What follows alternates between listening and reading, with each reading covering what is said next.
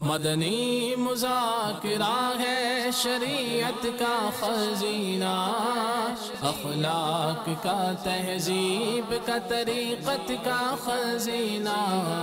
مدنی مذاکرہ ہے، مدنی مذاکرہ، مدنی مذاکرہ ہے، مدنی مذاکرہ، مدنی مذاکرہ۔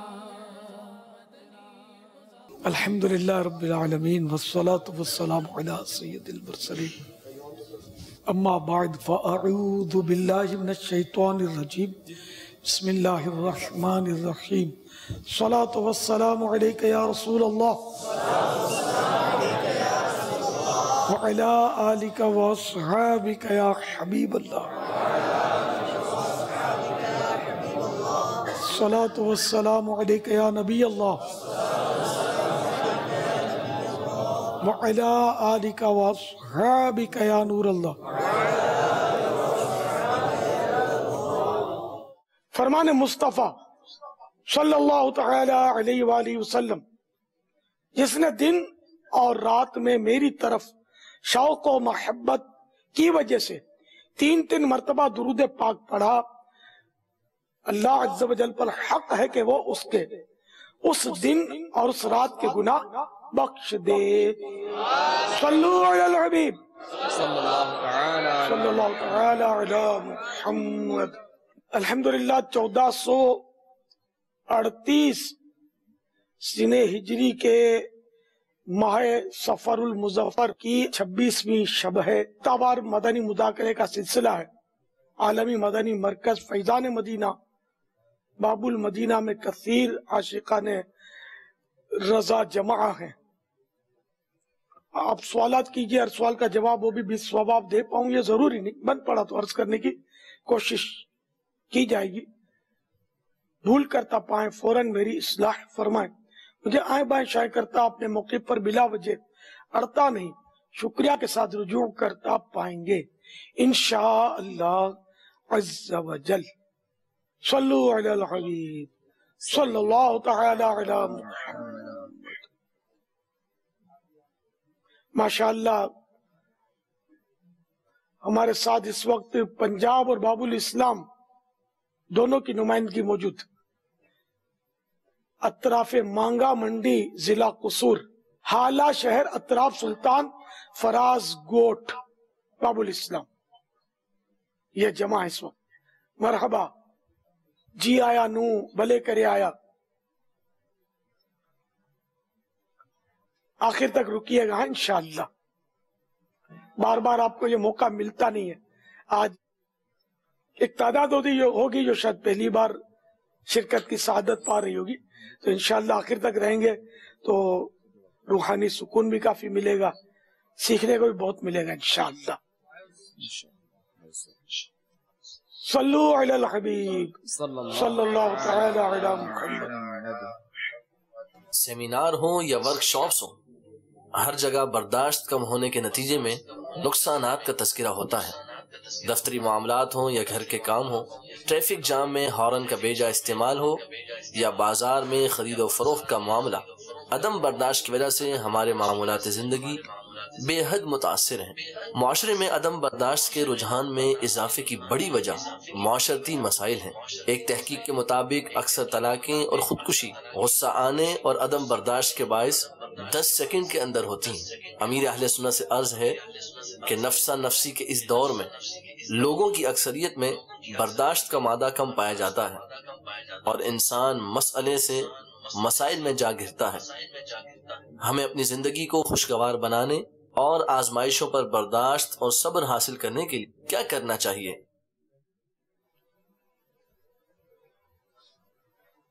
عدم لفظ نکال کر برداشت کو اپنا لیا جائے، مسئلہ حل ہو جائے گا۔ وہ گجراتی کی کہاوت ہے، ہنسے تینو گھر وسے، جو ہنستا اس کا گھر بستا ہے۔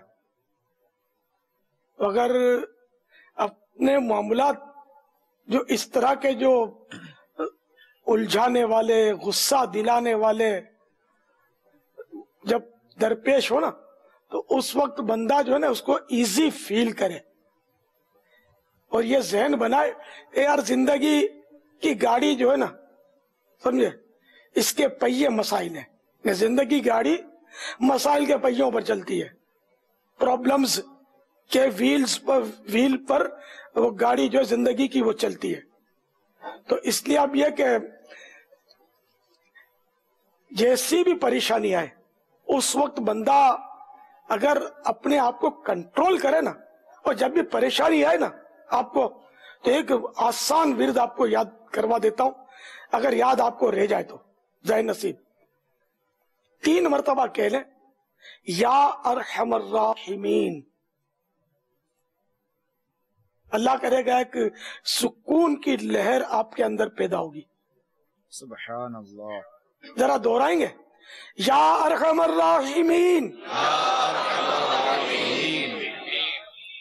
یا ارحم الراحمین، یا ارحم الراحمین. 3 بار کہنا ہے جب یہ پریشانی آئے. اللہ کرے یاد آ جائے. اصل مشکل یہ کہ یاد نہیں آتا ایسے موقع پر. مولا کائنات حضرت سیدنا علی المرتضی کرم اللہ تعالی وجہہ الکریم سے روایت ہے، سلطان مکہ مکرمہ تاجدار مدینہ منورہ مکین گنبد خضرا صلی اللہ تعالی علیہ وآلہ وسلم نے ارشاد فرمایا، اے علی، میں تمہیں ایسے کلمات نہ بتا دوں جنہیں تم مصیبت کے وقت پڑھ لو؟ عرض کیا ضرور، ارشاد فرمائیے. آپ پر میری جان قربان، تمام اچھائیاں میں نے آپ صلی اللہ تعالی علیہ وآلہ وسلم ہی سے سیکھی ہیں. ارشاد فرمایا، جب تم کسی مشکل میں پھنس جاؤ تو اس طرح پڑھو، بسم اللہ الرحمن الرحیم ولا حول ولا قوت الا باللہ العلی العظیم. بس اللہ عز و جل اس کی برکت سے جن بلاؤں کو چاہے گا دور فرما دے گا. کہ جب پریشانی آئے تو بسم اللہ الرحمن الرحیم ولا حول ولا قوت الا باللہ العلی العظیم یہ کہہ لیں تو اللہ جن پریشانیوں کو چاہے گا ان کو دور فرما دے گا. یہ مضمون ہے حدیث پاک کا. تو بہرحال یہ یاد کر لیں، یہ بھی زیادہ مشکل نہیں ہے. اب جس کے اب مخارج کا مسئلہ بڑا ہے، لا حول تو پڑھنا دور کی بات ہے، بسم اللہ پڑھنا بھی آتا نہیں ہے. غالب اکثریت کو کہوں تو شاید غلط نہ ہو. اگر یوں توجہ دیں تو کئی پڑھ لیں گے، لیکن توجہ نہیں دیتے تو بسم اللہ یوں کر کے وہ گزر جاتے ہیں، تو یہ پھر فائدہ نہیں ہوگا. پورا پڑھیں گے نا، بسم اللہ الرحمن الرحیم ولا حول ولا قوت الا باللہ العلی العظیم، تو انشاءاللہ اس کا فائدہ ہوگا. تو بہرحال یہ کہ صبر کرنے کی عادت ڈالی جائے، صبر کے فضائل پر غور کر دیا جائے.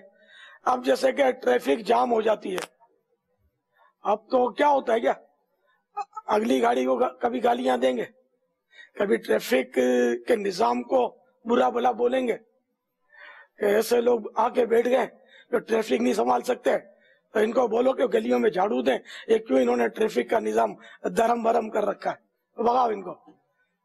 اب یار تو ایک گاڑی کا اسٹیئرنگ تو سنبھال سکتا نہیں ہے، آدھا منٹ تجھ سے صبر ہوتا نہیں ہے، تو یہ سارے نظام کو درست کرنے بیٹھ گیا ہے. اپنے مطلب یہ کہ ٹریفک جام ہو جائے نا تو میری تو سمجھ میں یہ آتا ہے کہ یہ ہمارا امتحان ہے، کیونکہ اب نہ ہم آگے بڑھ سکتے ہیں نہ پیچھے ہٹ سکتے ہیں، ایسے جام ہے. اب ہمارا امتحان، اب اگر بے صبری کرتے ہیں تو گاڑی کے اندر کوئی پیوست پر نہیں ہے جو یوں کھل جائیں گے اور ہم اڑ کر اس کو پار کر لیں گے، ایسا ہے نہیں. اب چاہے مطلب گالیاں نکالے، چاہے دعائیں دے، چاہے بک بک کرے، چاہے ذکر اللہ کرے، ہے نا، ٹریفک اپنی جگہ پر کھڑی ہے. تو ایسے موقع پر ظاہر ہے کہ بندہ ذکر اللہ کرے، درود پاک پڑھے اور اللہ تعالیٰ کا شکر ادا کرے کہ ٹریفک جام ہو گئی اور ہمیں صبر کا اجر کمانے کا موقع فراہم کیا گیا، کہ موقع اچھا ہے صبر کر کے ثواب کما لو. لیکن بک بک کر کے صبر نہیں ہوگا، قفل مدینہ بولنا کچھ بھی نہیں ہے. صبر اول صدمے پر ہوتا ہے، اب بک بک کر کے جب گلا بیٹھ گیا, آواز تمہیں ختم ہو گئی, اب بولے یار چلو یار, ہاں یار صبر کے بغیر چارہ نہیں ہے, ابھی چلتی ہی نہیں ہے, سمجھے, دفع کرو یار, پڑھیں اب کیا کریں, سمجھے. ایسے نہیں ہوتا صبر. تو صبر کرنے کی عادت ڈالیں, اور جو بھی مسائل ہو اس کو مطلب ایک دم سے جذباتی فیصلہ نہ کیا جائے, آپے سے باہر نہ ہوا جائے, بلکہ پیارے آقا صلی اللہ تعالی علیہ وآلہ وسلم کے اسوہ حسنہ پر غور کیا جائے ایسے موقع پر, کہ سرکار صلی اللہ تعالی علیہ وآلہ وسلم کیا ایسے موقع پر اس طرح کرتے ہیں جس طرح میں یہ حرکتیں کر رہا ہوں. چلو اگر اتنی دور نہیں جا پاتے تو غوث پاک کا تصور باندھ لیں, کہ کیا میری جگہ اگر یہ غوث پاک کو یہ مسئلہ درپیش ہوتا تو کیا اس طرح معاذ اللہ کرتے ول جس طرح میں کر رہا ہوں, یا سرکار اعلی حضرت اس مقام پر ہوتے تو کیا وہ میری طرح مطلب یہ بیہودہ باتیں فرماتے؟ ہرگز نہیں. تو کم از کم مذہبی طور پر جس سے ہماری پکی محبت ہے, عقیدت ہے, اور ہم تو سارے بزرگوں کو ماننے والے ہیں, تو اگر ہمارے بزرگ اس طرح کرتے ہوتے تو وہ پھر مائنس بزرگ ہوتے نا, بزرگ نہیں ہوتے. تو بزرگوں سے ایسی باتیں منقول نہیں ہیں. صبر کے ان کے مطلب ایک سے ایک واقعات اور حکایات موجود ہیں, تو ان کو یاد کریں گے تو بھی انشاءاللہ صبر کرنے کا ذہن بنے گا. ورنہ واقعی معاشرہ جو ہے نا وہ تباہی کے کنارے پہنچ چکا ہے, یا کہوں تباہی کے عمیق یعنی گہرے گڑھے میں جا گرا ہے. اللہ تعالی ہم سب کو صبر عطا فرمائے, قوت برداشت نصیب کرے, آمین. واللہ تعالی اعلم ورسولہ اعلم عز وجل, وصلی اللہ تعالی علیہ وآلہ وسلم. صلو علی الحبیب صلی اللہ تعالی علی محمد. مدنی چینل کے ناظرین, آپ کو مدنی گلدستہ میٹھی میٹھی ملاقات امیر سنت کے پوتا پوتی کی اس کے مناظر دکھاتے ہیں. صلی اللہ علیہ وسلم روزہ حضرت کھاوا ہے, ہمارے پہ نبی صلی اللہ علیہ وسلم مسجد نبوی رہے ہیں. کو مسلمان کون سا دن مناتے ہیں؟ 12 کو پوری دنیا کے مسلمان پیارے نبی کا یوم ولادت مناتے ہیں, اور اسے عید میلاد النبی کہتے ہیں. اہلا وسہلا مرحبا, اہلا وسہلا مرحبا, اہلا وسہلا مرحبا, اہلا وسہلا مرحبا. السلام علیکم ورحمۃ اللہ وبرکاتہ. وعلیکم السلام ورحمت اللہ وبرکاتہ. میرا نام مومن میراج اتاری, میں دارالمدینہ آرام باغ کیمپس میں پڑھتا ہوں. جو آپ کے ساتھ مدینہ شریف جانا ہے, ہمیں بلوائیں گے, آقا مدینہ بھی دیکھیں گے, ہم کو بلا لو یا رسول اللہ. باپا جب ہم سہری جالیوں کے پاس حاضر ہوں تو جالیوں کے پاس اندر جا کے چھانک سکتے کہ نہیں؟ مدنی منع نے کو میرے ساتھ مدینے جانا ہے, لیکن ہم تو چلنا کہتے ہیں. چل مدینہ ہوتا ہے, جا مدینہ, اور چل مدینہ کا فرق ہمارے دیوانے خوب جانتے ہیں. چلو کوئی بات نہیں.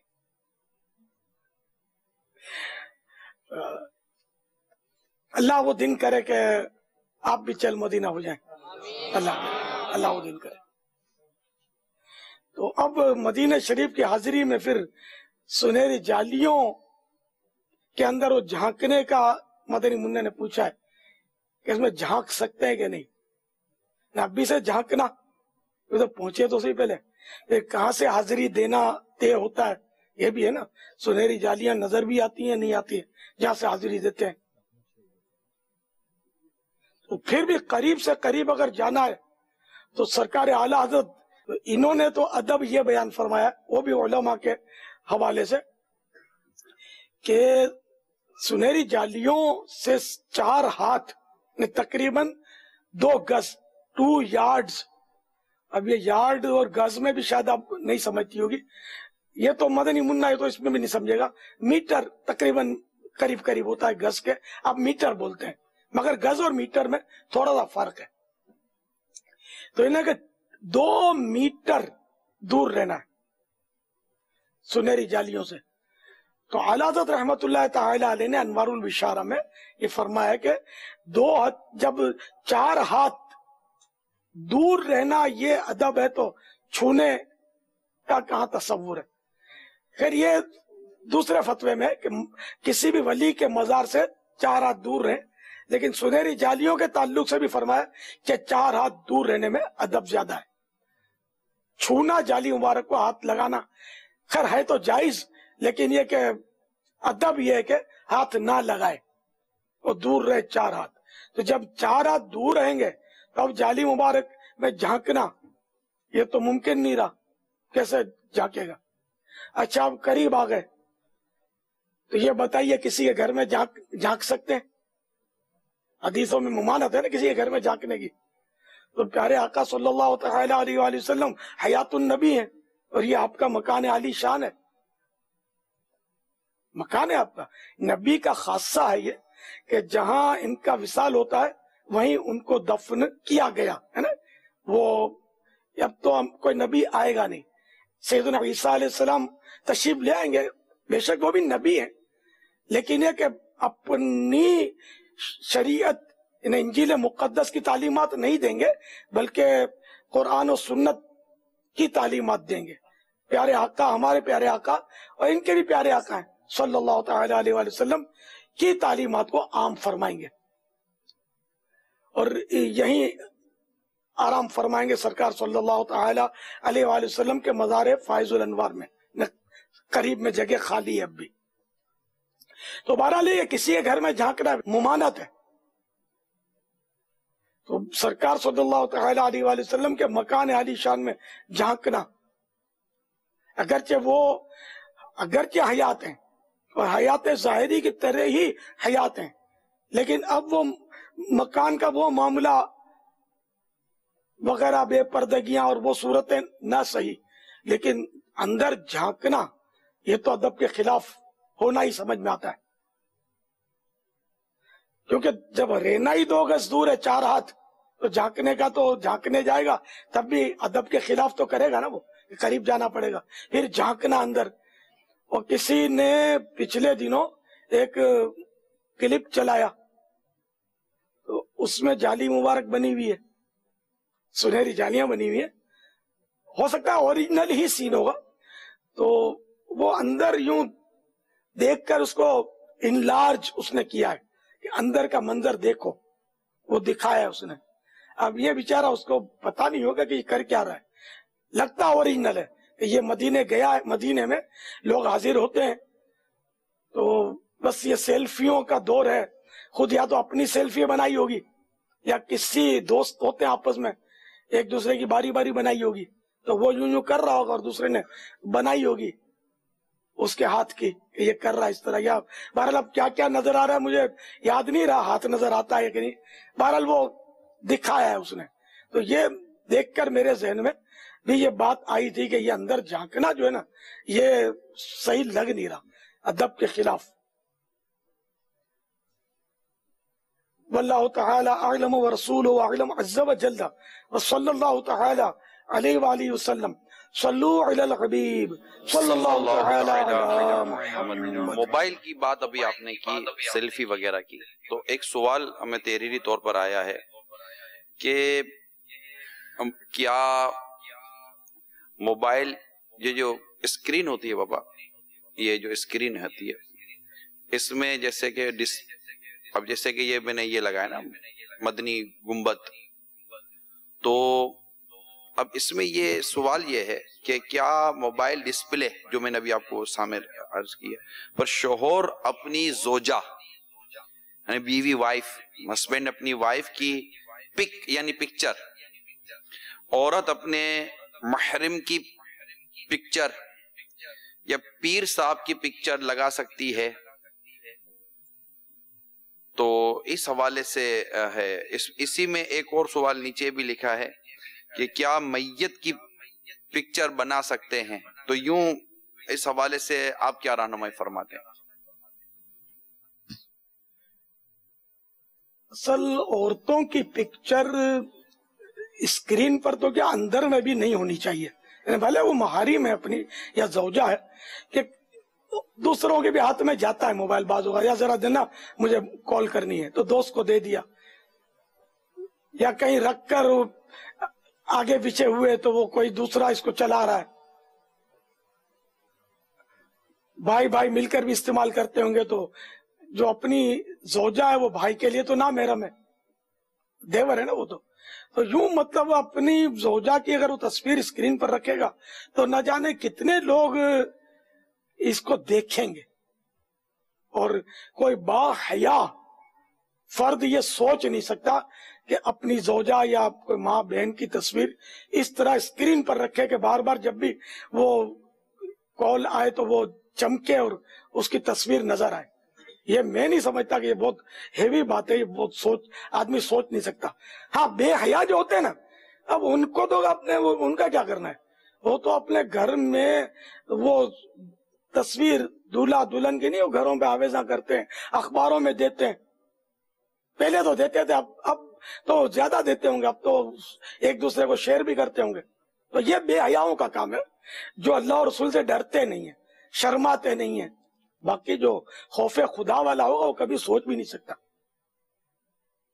خاتون جنت رضی اللہ تعالی عنہ خوف خدا والی تھی کہ اپنا جنازہ بھی رات میں اٹھوایا کہ میری کفن میں لپٹی بھی لاش بھی کوئی کیوں دیکھے، جلدی جلدی۔ اور اب ہمارے یہاں تو وہ خوب ڈنکے بجاتے ہیں، حالانکہ زیادہ دیر نہ لگائی ہے، لیکن اب تو لیٹ کرتے ہیں، اتنی دیر سنبھال کے رکھتے ہیں لاشیں، اور یہ آ رہا ہے وہ رشتہ دار آ رہا ہے اور گیدرنگ اور فلاں، تو پھر جا کر ہمارے یہاں اب تدفین کا ایک عرف بنتا جا رہا ہے۔ لیکن صحیح ہے بہار شریعت میں اور جو سنت لکھی میں وہ عرض کرتا ہوں کہ جلدی تدفین کر دیں۔ میری وصیت میں نے لکھ دی ہے کہ سارے کام سنت کے مطابق کرنا ہے۔ خدا کے واسطے میرے لیے کسی کا انتظار کر کے مجھے برف کھانے کے حوالے مت کر دینا، اگر آپ پائیں تو اللہ کرے جنت البقیع نصیب ہو جائے، تو وہاں تو ظاہر ہے کہ سارے اسلامی بھائی تو ہوں گے نہیں، تو آپ جب بھی پائیں مجھے بس وہ جو ہر کام سنت کے مطابق کرنا ہے، کوئی مصلحت نہیں دیکھنی کہ گیدرنگ زیادہ ہوگی تو میری واہ واہ ہو جائے گی۔ اللہ نے بہت واہ واہ عطا فرمائی، یعنی کہ عزت اس کا بہت کرم ہے، اور میں شکر کرنے سے قاصر ہوں، میں شکر ادا نہیں کر پا رہا۔ یہ سمجھانے کے لیے عرض کر رہا ہوں آپ کو، تو اس سے بچنا ہی مفید ہے۔ اللہ تعالی ہم سب کے حال پر رحم فرمائے، ہماری بے حساب مغفرت فرمائے۔ تو بہرحال یہ کہ عورت کی تصویر نہ لگائی جائے، نہ اندر نہ باہر، کہ اس طرح وہ آزمائش رہا۔ دوسرے کسی کی تصویر تو جب تک وہ موبائل فون کے جیسے اندر ہوتی ہے، تو یہ اندر جو بھی تصویریں جیسا بھی اسکرین پر میں آپ کو نظر آ رہا ہوں، ابھی آپ آف کرو گے تو میں نظر نہیں آؤں گا، تو اس طرح یہ جائز ہے۔ علماء اس کو جائز کہتے ہیں، باہر نکالنے میں البتہ کلام کرتے ہیں کہ کب جائز ہے اور کب ناجائز۔ تو اس لیے اندر رکھنے میں یا اسکرین پر رکھنے میں حرج نہیں ہے، مگر وہی کہ عورت کی نہیں، اور عورت اپنے ہسبینڈ کی نہ رکھے کہ یہ مطلب اپنے لیے خامخواہ کیوں گلے میں بلا پہنتی ہے، کیونکہ اس کا تعلق تو عورتوں سے رہے گا نا۔ اسلامی بہنیں تو ایسی گندی حرکتیں کرتی نہیں ہوں گی، اگر وہ کرتی ہے تو اسلامی بہن نہیں ہے میرے نزدیک۔ اور یہ کوئی مطلب ماڈرن میم صاحب ہوگی جو اپنے شوہر کو یوں رکھ کر اپنی دیگر سہیلیوں کو دکھاتی ہوگی کہ یہ شوہر ہے نامدار میرے، اچھے لگتے ہیں کہ نہیں؟ ہاں کوئی بھروسہ نہیں ہے ان کا، کہتی بھی ہوں، اور پھر اس کو واقعی اچھے لگ گئے تو پھر سر پکڑ کر رونا نہ پڑے تو پھر میرے کو بولنا پیچھے لگ گئی۔ تو کوئی بھی نالائق عورت ہوگی جو شوہر کا اپنا یوں نمائش کرے گی فوٹو کی، حیا والی عورت کبھی سوچ بھی نہیں سکتی ایسا کرنے کی۔ تو اگر رکھنی ہے تصویر تو میرا مشورہ ہے کہ اپنے گڈو پپو جو ہوتے ہیں نا، یا مدنی منا اگر نصیب ہوا تو اس کی رکھ لیں آپ، 2-4 سال کا، وہ بھلے مطلب آپ اس کو دیکھ دیکھ کے خوش ہوتے رہے۔ اللہ کرے دل میں اتر جائے میری بات۔ واللہ تعالی اعلم ورسولہ اعلم۔ عز و جل و صلی اللہ تعالی علیہ وآلہ وسلم صلو علی الحبیب صلی اللہ تعالی علی محمد. اب وہ زندہ کی رکھ سکتے ہیں تو مردہ کی بھی رکھ سکتے ہیں. جی بابا. آخری دیدار کی رکھنا کس نے؟ نہ وہ بڑی خوبصورت تصویریں رکھتے ہیں. موت کو یاد کرنے والی تصویر کون رکھتا ہے؟ کبھی میں نے تو نہیں دیکھا کہ کوئی کفن میں لپٹی ہوئی آخری دیدار کی جو لاش ہو وہ اس کی فریم سجا کے رکھی ہو کسی نے. میں نے آج تک دیکھا نہیں ہے نہ سنا ہے کبھی. یہ میرے لیے آپ اگر بولیں تو نئی خبر ہوگی. البتہ تجدید حسن بھی منع ہے، یعنی ایسا انداز نہ اختیار کیا جائے جس سے غم تازہ ہوتا رہے. کہ اگر کوئی اپنے باپ وغیرہ کی کفن میں لپٹی ہوئی لاش رکھے گا تو غم تازہ ہوتا رہے گا، تو اس کی بھی اجازت نہیں دی جائے گی. اس میں تعزیت بھی دوسری بار کرنا مکروہ ہے. ایک بار تعزیت کرے سنت ہے، دوسری بار تعزیت کرنا یہ مکروہ ہے. مکروہ لکھا بہار شریعت میں. اس میں امیر اہل سنت نے جو اپنے گھر والوں کی تصاویر اندر رکھنے کے حوالے سے موبائل فون میں گیلری میں فوٹو میں یا مووی میں بنا کر رکھنے کے جو عطا فرمایا مدنی پھول، اس کے متعلق میں ایک یہ بھی عرض کر دوں کہ دیکھیں موبائل چوری بھی ہو جاتے ہیں، موبائل گم بھی ہو جاتے ہیں، موبائل کہیں رکھ کر ہم بھول بھی جاتے ہیں. تو بہت ساری چیزیں ہوتی ہیں. اگر آپ کے کسی بھی جیسے گھر میں کوئی تقریب ہوتی ہے تو ہم اپنے آج کل موبائل فون کے ذریعے ہی مووی بنائی جاتی ہیں نارملی طور پر. اب وہ ہینڈی کیم وہ اس کا اتنا رواج نہ رہا اتنا. تو اب گھر کی تقریبات یا گھر کے گروپ فوٹو یا اس طرح کی بہنوں کی بیٹیوں کی بڑی اور بچوں کی امی کی اس طرح کی تصاویر، اپنی امی کی تصاویر وغیرہ بنا کر اور یوں پھر گھر میں ایک بے تکلفانہ انداز ہوتا ہے اور یہ ساری یادگار اپنے پاس آپ اپنے موبائل فون کے کیمرے میں محفوظ رکھتے ہیں. مدنی التجا کرتا ہوں ایسا مت کریں، کیونکہ یہ کسی کے ہاتھ میں اگر چڑھ گئی نا تو بہت نقصان ہونے کا اندیشہ. پھر اس میں بعض اوقات کچھ ایسی بھی تصاویر ہو سکتا ہو جو آپ کی بے تکلفی میں میاں بیوی کے جو ہوں وہ بنا لی جائے یا بیٹی کی اس طرح بنا لی جائے. تو ایسا مت کیجیے گا، ورنہ سوشل میڈیا کا دور ہے، یہ کسی نہ کسی جگہ پر اپلوڈ کر دی جائے، چڑھا دی جائے، یا اللہ نہ کرے کوئی کمزور تصویر ہے. کیونکہ میری معلومات کے مطابق اس طرح جو گرل فرینڈ اور بوائے فرینڈ والا مسئلہ ہے نا، اس میں یہ ایک دوسرے کے کیونکہ کلوز ہو جاتے ہیں، ایک دوسرے پر اعتماد کرنے لگتے ہیں، تو ایک دوسرے کو اپنی تصویریں شیئر کرتے ہیں، پھر اپنی گروپ فوٹویں بناتے ہیں اور پھر ان میں پھر وہ بنتی ہے نہیں آگے جا کر پھر وہ ان کو بلیک میل کرنے کا اور آپس میں نقصان پہنچانے کے اندیشے شروع ہو جاتے ہیں. تو عقل مندی کا تقاضا یہی سمجھ میں آتا ہے کہ اپنے موبائل فون میں کسی بھی گھر کی خواتین کی عورت کی تصویر نہ ہو، نہ ہی کوئی اسلامی بہن کوئی عورت اپنی تصویر کسی غیر محرم مطلب کسی کو بھیجنے کی بھی روٹین نہ رکھیں. بلکہ آپ نے دیکھا ہوگا کہ ہم سوشل میڈیا کے پیج پر دیکھتے ہیں کہ اپنی وہ پہچان آئیکن کے اندر انہوں نے اپنی تصویریں لڑکیوں کی تصویریں وغیرہ لگا کر رکھتے ہیں. تو ایسا نہ کریں، یہ بے شرمی والے کام ہیں. یعنی آپ ایک عورت کی تصویر بنا کر اس کا آپ نے لگا دی اپنے اس کے اندر، اب جو بھی دیکھ رہا ہو بیچارہ وہ بد نگاہی کے گناہ میں اگر مبتلا ہوتا چلا جائے، آپ کو تو بے لذت گناہ کے فطرے میں پڑ جائیں گے. مہربانی کریں، یہ حیا کے تقاضے ہیں، اسے پورے کریں. اور بعض صورتوں میں تو سخت گناہگار ہونے کے بھی اس میں مواقع موجود ہیں. یہ سوال ایک اور ہے، مردوں اور عورتوں کو وگ لگانا کیسا ہے؟ وگ جو بالوں پر لگاتے ہیں، اپنے یا دوسرے کے بال کی تو وگ نہیں لگا سکتی. البتہ خنزیر کے علاوہ، جو خنزیر کا تو بال بھی ناپاک، ہڈی بھی ناپاک، سوکھنے کے بعد بھی ناپاک. دوسرے جانوروں کی مطلب ہڈی اور بال جو ہے نا، اگر سوکھ جائیں، ان پر کوئی چکناٹ رطوبت کوئی نہ رہے تو یہ پاک ہوتے ہیں. تو اس طرح سور کے علاوہ دیگر جانوروں کی بالوں کی وگ لگا سکتی ہے، عورت بھی لگا سکتی ہے، مرد بھی لگا سکتے ہیں. انسان اپنے تمام اعضاء کے ساتھ مکرم و محترم ہے، اس لیے انسان کا اپنے یا کسی دوسرے انسان کے بالوں سے سرجری کروانا جائز نہیں ہے. سرجری اور چیز ہوتی ہے اور پہننا اور چیز ہوتا ہے. تو سرجری کروانا جائز نہیں ہے بالوں کے ذریعے کہ اس میں بال لگا دیے جائیں. خواہ فقط انہیں سر پر چپکایا جائے یہ بھی جائز نہیں ہے، یا انہیں سر میں پیوست کر دیا جائے یہ بھی جائز نہیں ہے. کہ سر میں پیوست کرنے والی صورت صرف انسانی بالوں ہی میں پائی جاتی ہے. انسانی بال ہی سر میں پیوست ہو سکتے ہیں، جانور کے نہیں ہو سکتے. البتہ خنزیر کے علاوہ کسی بھی حلال یا حرام جانور کے بالوں کو، آرٹیفیشل پلاسٹک وغیرہ کے بنے ہوئے بالوں کو اپنے بالوں کے ساتھ ملا کر جوڑنے میں حرج نہیں۔ واللہ تعالی اعلم ورسولہ اعلم عز وجل وصلی اللہ تعالی علیہ وآلہ وسلم۔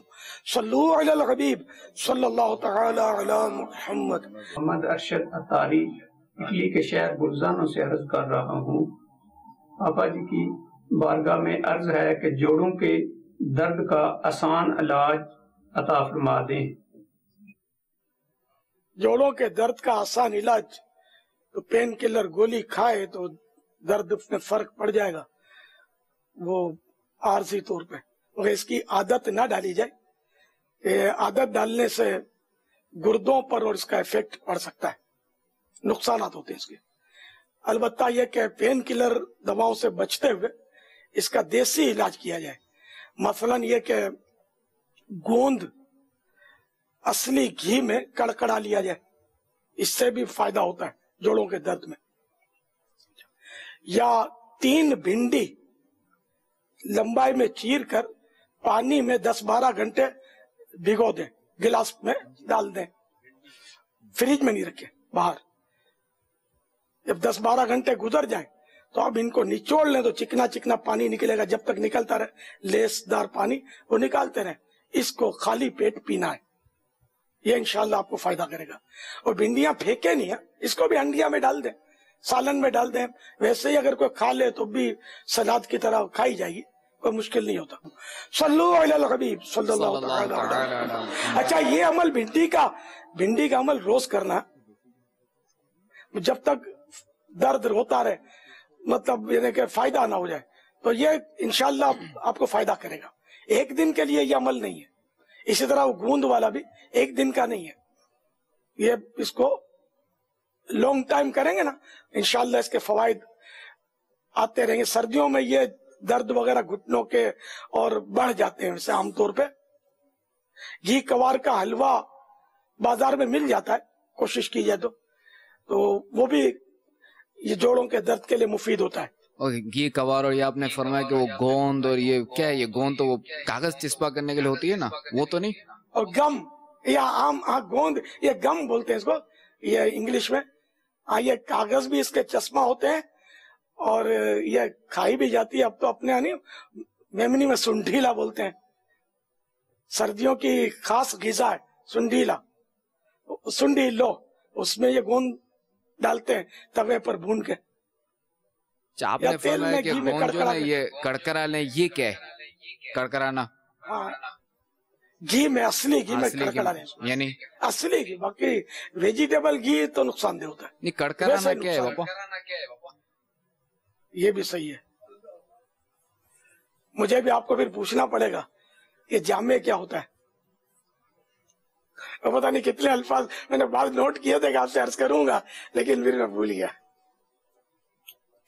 یہ گھی جب چولہے پہ رکھیں گے نا تو یہ اچھلے گا گرم ہو کر، تو اس میں یہ ڈال دیں اور اس کو تل لیں، تو یہ کڑکڑانا، جب گھی کڑکڑا جائے اس میں ڈال دیں۔ تیل گھی کڑکڑاتا ہے اس میں ڈال دیں، اس میں یعنی یہ اسلامی بہنوں کو ہم سے زیادہ آتا ہوتا ہے عام طور پہ، جو پکوڑے وغیرہ تلتی رہتی ہیں نا، یہ سموسے پکوڑے سب یہ گھی تیل کڑکڑانے کے بعد ہی ڈالے جاتے ہیں، پہلے نہیں ڈالے جاتے تلنے میں۔ صلو علی الحبیب صلی اللہ تعالی علی محمد۔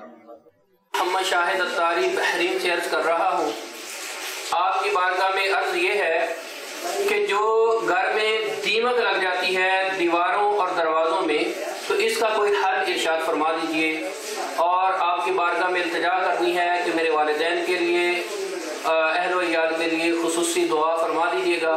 جزاکم اللہ خیرا فی الدارین۔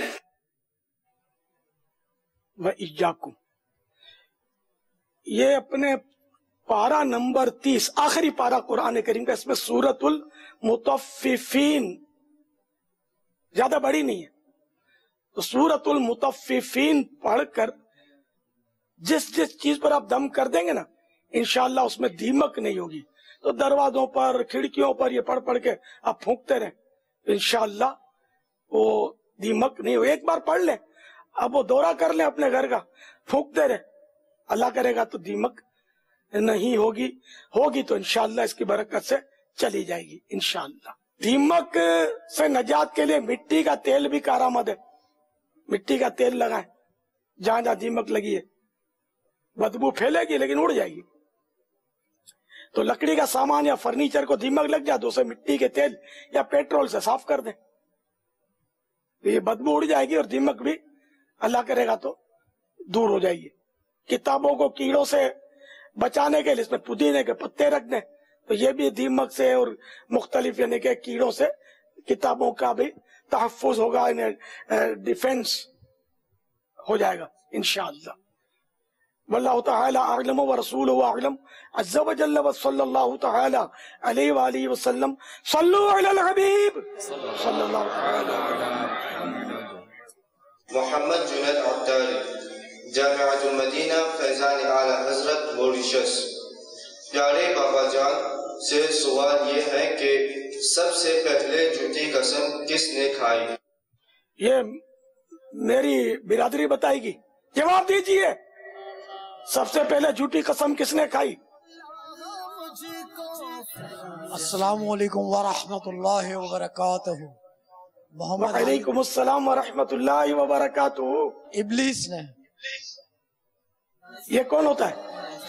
इब्लीस किसको बोलते हैं? शैतान को। जवाब दुरुस्त है, शैतान ने सबसे पहले झूठी कसम खाई। तो जो भी झूठी कसमें खाता है वो किसका दोस्त हुआ? शैतान का। हम तो खुदाए रहमान के आजिज बंदे हैं, हम झूठी कसमें नहीं खाते अल्हम्दुलिल्लाह। तो जिसने खाई भी हो तो तौबा कर ले। वल्लाहु तआला अअलम व रसूलुहु अअलम। अज़्ज़ा व जल्ल व सल्लल्लाहु तआला अलैहि व आलिहि वसल्लम। सल्लु अलल हबीब सल्लल्लाहु तआला अला मुहम्मद। शैतान के खिलाफ जंग जारी रहेगी। शैतान के खिलाफ जंग जारी रहेगी। ऐसी जरा दबंग आवाज से, जवानों वाली आवाज से। शैतान के खिलाफ जंग जारी रहेगी। शैतान के खिलाफ जंग जारी रहेगी। मस्जिद बरो तहरीक जारी रहेगी। फैज़ान आला हजरत जारी रहेगा इंशाअल्लाह। इंशाअल्लाह। मेरा नाम मोहम्मद अब्दुल कादिर है। मैं बाबुल मदीना कराची से अर्ज कर रहा हूँ। अमीर अहले सुन्नत दामद बरकातुहुल आलिया की बारगाह में ये सवाल अर्ज है कि पीरी और मुरीदी की क्या हैसियत है और क्या इसके बारे में कुरान और हदीस में कुछ मिलता है या नहीं? बराह करम जवाब इरशाद फरमाएं। जज़ाकल्लाहु खैरा। वय्याकुम। पारा 15 सूरह बनी इसराइल आयत नंबर 71 यानी 71। यौम नदउ कुल्ला उनासिम बिइमामिहिम। तर्जमा कंजुल ईमान। जिस दिन हम हर जमात को उसके इमाम के साथ बुलाएंगे। नूरुल इरफान फी तफसीर अल कुरान में मुफस्सिर शहीर हकीमुल उम्मत मुफ्ती अहमद यार खान अलैहि रहमतुल्लाहि हन्नान इस आयत मुबारका के तहत फरमाते हैं, इससे मालूम हुआ कि दुनिया में किसी सालेह यानी नेक बंदे को अपना इमाम बना लेना चाहिए, शरीयत में तकलीद करके और तरीकत में बैअत करके, ताकि हश्र अच्छों के साथ हो, यानी क़यामत के रोज अच्छों के साथ उठना नसीब हो। अगर सालेह यानी नेक बंदा इमाम ना होगा तो उसका इमाम शैतान होगा। मजीद फरमाते हैं इस आयत मुबारका में तकलीद और बैअत और मुरीदी सबका सबूत है। आला हज़रत इमाम अहमद रज़ा खान अलैहि रहमतुर रहमान इरशाद फरमाते हैं, बैअत बेशक सुन्नत महबूबा है, यानी पसंदीदा और प्यारी सुन्नत है। इमाम अजल शेखुल शुयूख शहाबुल हक़ वद्दीन उमर रज़ी अल्लाह तआला अन्हु की अवारिफ शरीफ से शाह वलीउल्लाह देहलवी की कौलुल जमील तक इसकी तस्रीह और अइम्मा ائمہ و اکابر کا اس پر عمل ہے، اور رب العزت یعنی پیری مریدے پر عمل ہے ان سب کا، اور رب العزت عز و جل فرماتا ہے پارہ 26 سورۃ الفتح آیت نمبر 10، ان الذین یبایعونک انما یبایعون اللہ، ترجمہ ایک کنز الایمان، وہ جو تمہاری بیعت کرتے ہیں وہ تو اللہ ہی سے بیعت کرتے ہیں۔ اور مزید اسی آیت کریمہ میں ہے اور فرماتا ہے ید اللہ فوق ایدیہم، ترجمہ کنز الایمان، ان کے ہاتھوں پر اللہ کا ہاتھ ہے۔ مزید اسی سورۃ الفتح کی آیت نمبر 18 میں ارشاد ہوتا ہے لقد رضی اللہ عن المؤمنین اذ یبایعونک تحت الشجرہ، ترجمہ کنز الایمان، بے شک اللہ عز و جل راضی ہوا ایمان والوں سے جب وہ اس پیڑ کے نیچے تمہاری بیعت کرتے تھے۔ میرے آقا اعلی حضرت رحمت اللہ تعالی علیہ فرماتے ہیں اور بیعت کو خاص بجہاد سمجھنا جہالت ہے، یعنی یہ سمجھنا کہ صرف جہاد کے لیے ہی بیعت ہو سکتی ہے باقی نہیں ہو سکتی، تو یہ جہالت ہے۔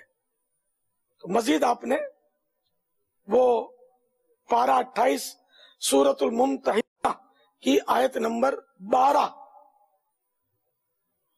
نقل فرمائیے جس کا ترجمہ ہے کنز الایمان، اے نبی جب تمہارے حضور مسلمان عورتیں حاضر ہوں اس پر بیعت کرنے کو کہ اللہ کا شریک کچھ نہ ٹھہرائیں گی، اور نہ چوری کریں گی، اور نہ بدکاری، اور نہ اپنی اولاد کو قتل کریں گی، اور نہ وہ بہتان لائیں گی جسے اپنے ہاتھوں اور پاؤں کے درمیان یعنی موضع ولادت یعنی ولادت کی جگہ میں اٹھائیں، اور کسی نیک بات میں تمہاری نافرمانی نہ کریں گی، تو ان سے بیعت لو اور اللہ عز و جل سے ان کی مغفرت چاہو، بے شک اللہ بخشنے والا مہربان ہے۔ فتح رضویہ شریف جلد 26 صفحہ نمبر 586۔ اچھا دیکھیے، تو اس آیت مقدسہ میں تو ساری تو باتیں آ گئی کہ پیر کے ہاتھ پر جو بیعت کی جاتی ہے وہ گناہوں سے توبہ ہوتی ہے، گناہوں سے بچنے کا عہد ہوتا ہے، نیکیوں کے بجا لانے کا بھی عہد ہوتا ہے کہ نماز پڑھوں گا، روزے رکھوں گا، ماں باپ کی نافرمانی نہیں کروں گا وغیرہ۔ تو یہ قرآن کریم کی آیت آپ کے سامنے آ گئی کہ صرف جہاد کے لیے بیعت نہیں ہے، تو سرکار صلی اللہ تعالی علیہ وآلہ وسلم کے دست حق پرست پر صحابہ اور صحابیات نے بیعت کی۔ اب بعد میں یہ سلسلہ چلا تو اب تک چل رہا ہے، جیسے کہ سیدنا صدیق اکبر رضی اللہ تعالیٰ عنہ سرکار صلی اللہ تعالی علیہ وآلہ وسلم کے خلیفہ ہیں، ان سے سلسلہ عالیہ نقش بندیہ چلا ہوا ہے۔ مولا مشکل کشا علی المرتضی کرم اللہ تعالی وجہ الکریم بھی خلیفہ ہیں، تو ان سے سلسلہ عالیہ قادریہ چلا ہوا ہے، نے غوث پاک پر پہنچا تو اب وہ قادری کہلایا، اور یہ چل رہا ہے۔ اور آپ جتنے بھی اولیاء کرام کی ہسٹری آپ اٹھا کر دیکھ لیں، اور کسی ایک کا مجھے بتا دیں گے یہ پیری مریدوں کو منع کرتے تھے، جتنے بھی اولیاء تاریخ میں گزرے نا، وہ خواجہ غریب نواز ہوں تو چشتی ہیں، مشہور ہے سلسلہ عالیہ چشتیہ، ان کی نسبت سے بہت مشہور ہے، حالانکہ آگے ان کے بھی مشائخ ہیں، ان کے بھی پیران عظام ہیں۔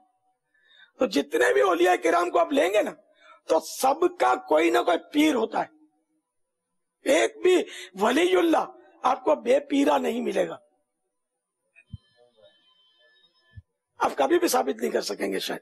تو یہ شیطان کے وسوسے ہیں کہ یار یہ پیری مریدی تو ڈھکوسلا ہے، یہ مطلب یہ آپ کے ذہن میں شیطان نے ڈھکوسلا ڈالا ہے، اس کو اس کی جگہ پر پہنچا دے ڈھکوسلے کو جہاں اس کو جانا چاہیے۔ اب اس کو کہاں ڈالے کوئی جگہ بھی سمجھ میں نہیں آتی ایسے ڈھکوسلے کو۔ تو جو سرکار صلی اللہ تعالی علیہ وآلہ وسلم سے بیعت لینا ثابت کئی حدیث ہیں جس میں سرکار صلی اللہ تعالی علیہ وآلہ وسلم نے مختلف مواقع پر صحابہ کرام سے بیعتیں لی ہیں۔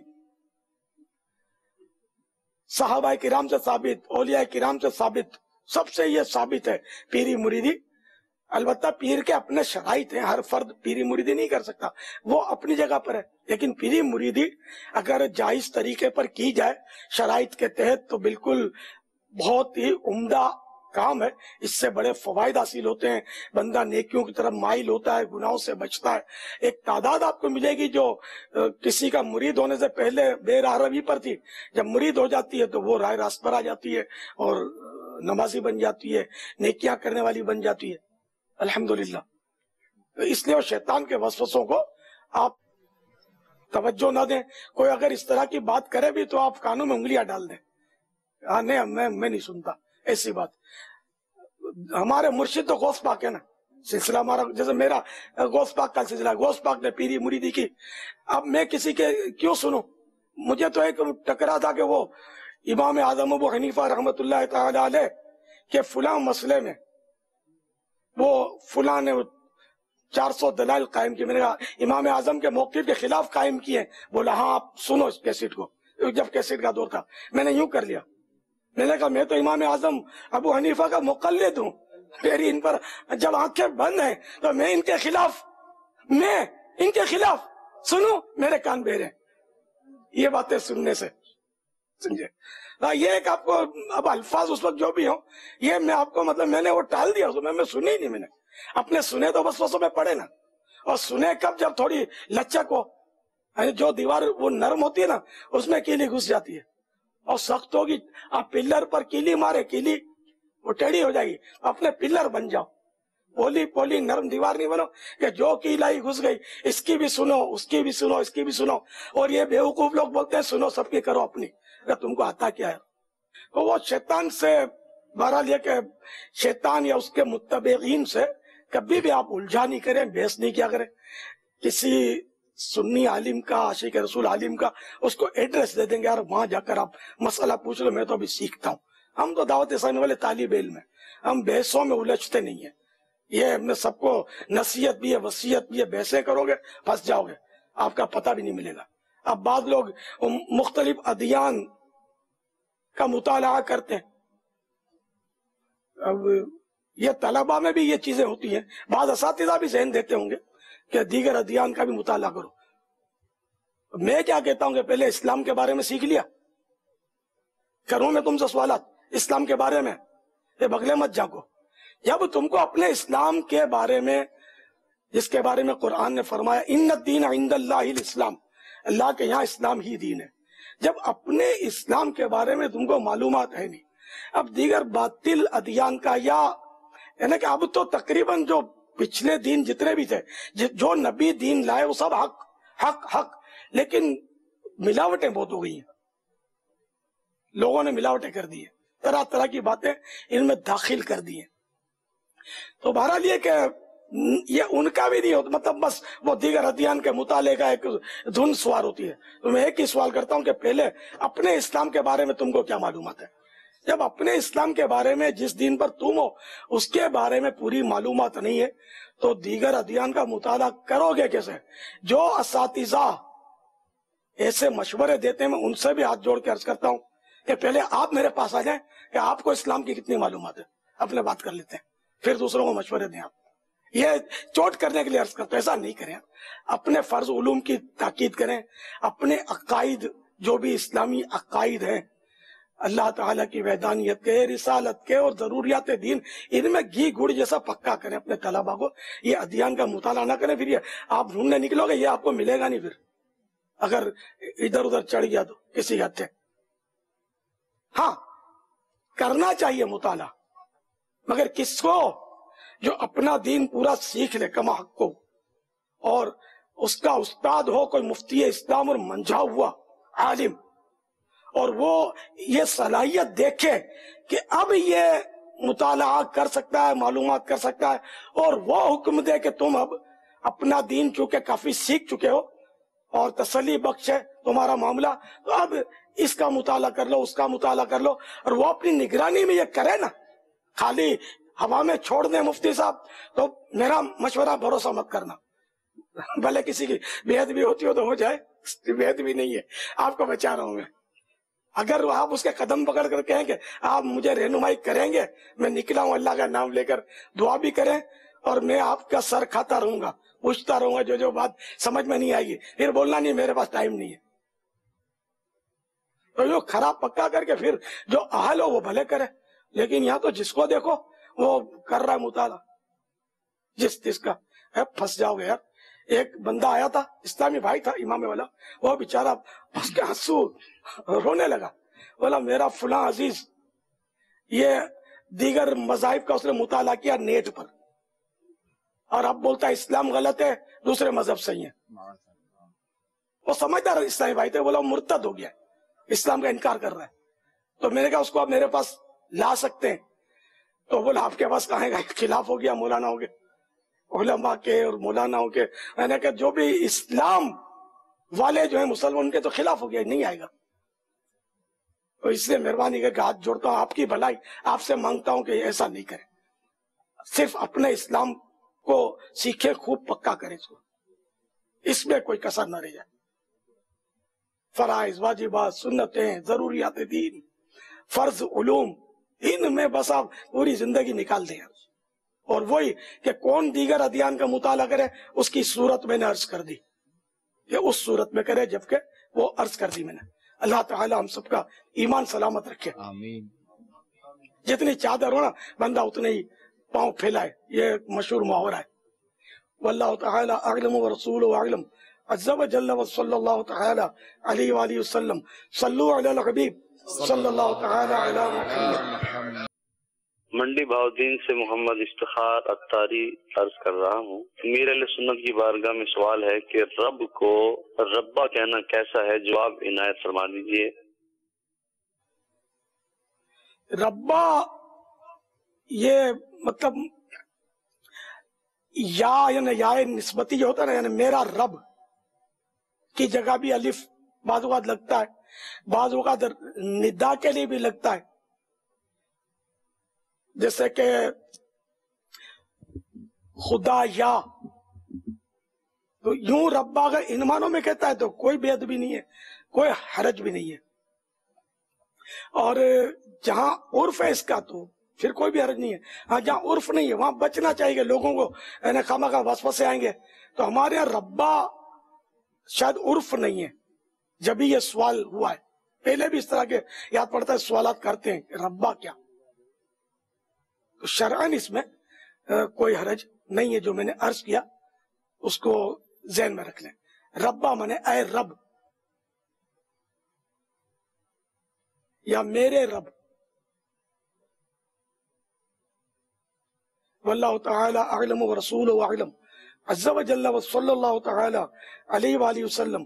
صلو علی الحبیب صلی اللہ تعالی علی محمد. مدنی مذاکرہ ہے شریعت کا خزینہ، اخلاق کا، تہذیب کا، طریقت کا خزینہ. مدنی مذاکرہ ہے، مدنی مذاکرہ، مدنی مذاکرہ ہے، مدنی مذاکرہ.